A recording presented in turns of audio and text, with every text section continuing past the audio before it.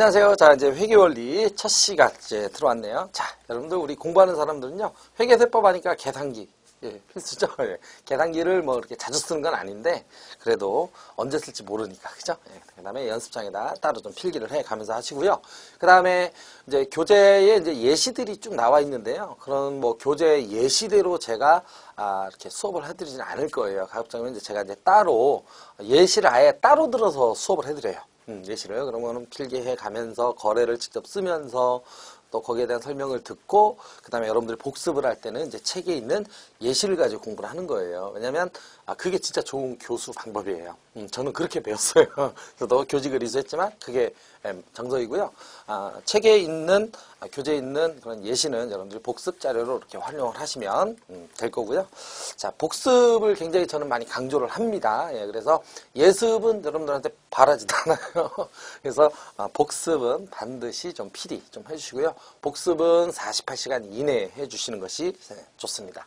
자, 일단 회계원리는 우리가 이제 자산부채, 자본, 수익, 비용 뭐 이런 순으로 이제 배우시게 될 텐데 그 자산을 이제 제일 먼저 배우고 뭐 거의 자산이 한 70% 되지 않을까 뭐 생각이 드는데요. 이 자산 중에서 이제 자산이 이제 분류가 쭉 나뉘죠. 그래서 유동자산, 뭐 비유동자산 이렇게 나뉘는데 유동자산부터 또 당좌자산, 재고자산 이렇게 나뉘죠. 그래서 당좌자산 이렇게 나와 있는 거죠. 순서대로 배우는 거죠. 자, 당좌자산에서 가장 중요한 거. 자, 우리가 앞으로 배울 게 뭐 일단은 자산이잖아요. 그죠? 자산을 배우는데 자산은 유동자산과 비유동자산 나뉘잖아요. 그죠? 그 다음에 유동은 당좌자산, 그 다음에 재고자산 이렇게 나뉘죠. 그죠? 그래서 그 다음에 비유동자산은 뭐 투자, 유형, 무형, 기타 비유동 뭐 이런 식으로 나뉘는데요. 그 중에서 이제 유동자산 중에서 당좌자산을 먼저 배울 거죠. 자, 당좌자산에서 가장 중요한 건 뭐니 해도 현금 및 현금성 자산이죠. 현금 및 현금성 자산. 이거는 전 급수, 전 과정을 통틀어서요. 워낙에 중요한 거고요. 실무에 가도 무지하게 중요한 거죠. 그래서 현금 및 현금성 자산은 뭐 상당히 우리가 이제 뭐 시험에 많이 출제가 되죠. 세무 2급에서도 진짜 많이 출제가 됩니다. 일단 한번 워낙에 중요하기 때문에 한번 써볼까요? 현금이 있고, 그 다음에 당좌예금이 있고, 그 다음에 보통예금이 있어요. 그 다음에 쓰지는 않을 거지만 뭐 저축예금이라든지 각종 예금의 종류가 상당히 많잖아요. 그죠? 그래서 뭐 실무적으로는 뭐 저축예금도 있고 뭐 부금 같은 것도 있고 뭐 많죠. 그래서 그런 정도 그냥 있다라는 거 좀 보시고요. 그 다음에 현금 및 현금성 자산이죠. 현금성 자산. 자, 그거 외에도 또 뭐 소액현금이라는 것도 있고 상당히 많죠. 교재에는 써 있어요. 그죠? 소액현금 등이 있고 그냥 그런 것들이 있다라는 것만 그냥 알아두시면 되는 거고요. 일단 우리가 이제 주되게 하는 것들이 이제 종류는 이런 정도, 4가지 정도 여러분들이 좀 알고 계시면 되는 거고요.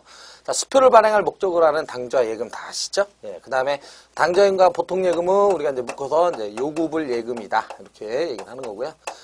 그러니까 요구불 예금이라는 거는 예금자가 돈 주세요. 이러면 은행은 줘야 되는 거야. 그래서 몇 가지 정보만 확인이 되면 되는 거죠. 몇 가지 정보 중에 뭐 가장 중요한 게 여러분들이 인식하고 있는 게 비밀번호죠. 그래서 뭐 비밀번호로 뭐 캐시카드 해가지고 현금카드로 바로 이렇게 빼낼 수 있는 거죠. 자, 그 다음에 우리가 이제 현금 하면은 이제 통화와 통화 대용증권. 그래서 통화 대용증권이 이제 상당히 좀 중요하죠. 그래서 통화하면 널리 통용되는 화폐 해가지고 여러분들이 뭐 주화와 지폐 뭐 이런 것도 굉장히 많이 쓰죠. 그죠? 5만 원권까지. 그 다음에 수표는 이제 통화 대용증권이라고 하죠. 그래서 통화 대용증권이 상당히 중요한 게 이제 수표자 들어가는 거. 그죠? 수표. 근데 좀 조심할 거는요. 내가 수표를 발행할 목적으로 하는 예금이 당좌예금이기 때문에 우리 당점이 발행한 수표다 이러면 당좌예금이고요. 그 다음에 다른 사람, 거래처가 발행했다, 타인 발행했다 이러면은 이제 현금이 되는 거죠. 그런 것들 좀 주의해 주시면 되고요. 그 다음에 우리가 이제 수표자 들어가는 게 상당히 많잖아요. 그죠? 뭐 당좌 수표다, 가계 수표다, 자기합 수표다. 그래서 여행자 수표다 해서 수표자 들어가는 거는 전부 다 이제 통화 대용증권으로서 현금에 해당이 되는 거고요.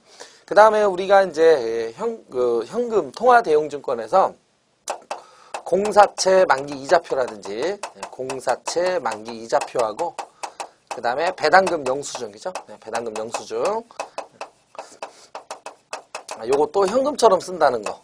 요거에 대한 내용은 여러분들이 뭐 여기서 설명할 건 아니죠. 기초 때 다 했기 때문에 한 번 더 주의 깊게 좀 보고 가라. 눈도장 좀 찍고 가라. 뭐 이거죠. 그 다음에 국고 송금 통지서.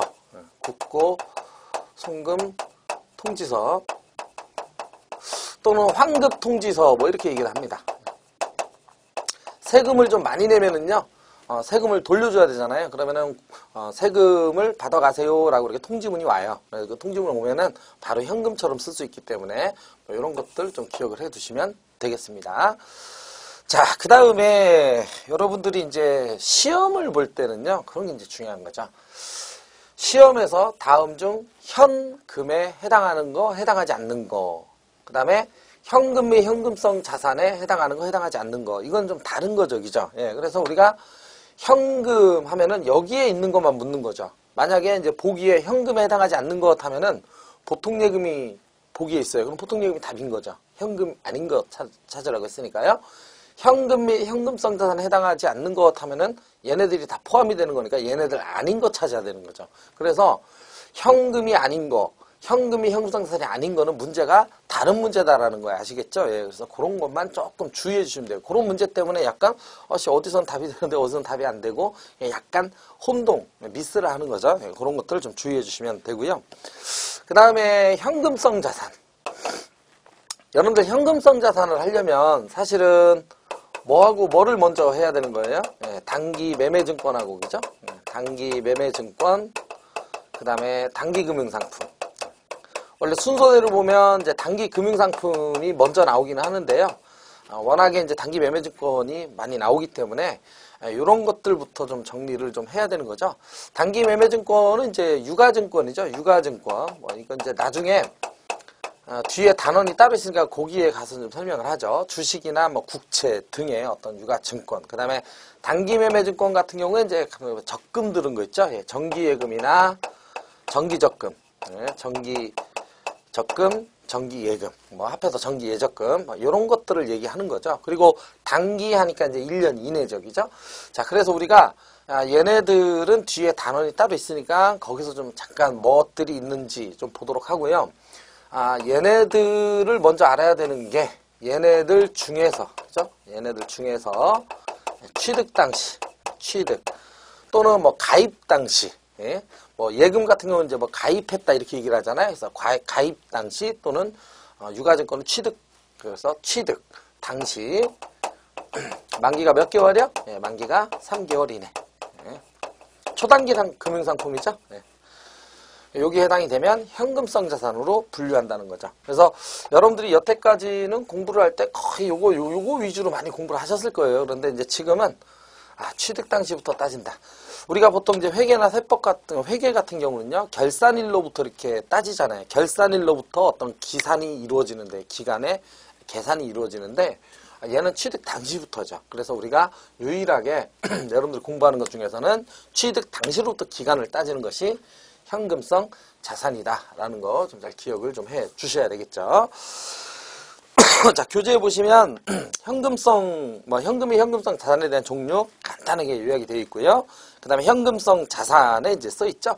단기 매매증권과 단기 금융상품 중에서 취득 당시 또는 가입 당시 만기가 3개월 이내고, 그 다음에 예시 있는데 예시는 뭐 다 읽어보면 다 3개월 이내라는 말이 들어가 있고요. 그 다음에 요건이 있습니다. 예, 현금성 자산의 요건. 자, 요건이 충족 요건이 세 가지가 있는데 세 가지 중에 지금 하나가 요건이 얘죠. 취득 당시 만기가 3개월이네. 그러니까 원래 세 가지 요건이 있는데 그 중에서 여러분들은 한 가지 요건만 계속 배워온 거였어요. 그래서 취득 당시 만기가 3개월 이내. 그 다음에 이제 나머지를 보시면 큰 거래 비용이 없이 현금 전환이 용이해야 된대요. 그러니까 내가 현금으로 교환을 하는데 수수료 같은 게 들어가는데 그러한 수수료가 좀 별로 없어야 된다는 거죠. 좀 적어야 되는 거죠. 만약에 수수료가 많으면 수수료를 많이 떼이면은 내가 현금성 금액으로 전환되는 금액이 되게 적잖아요.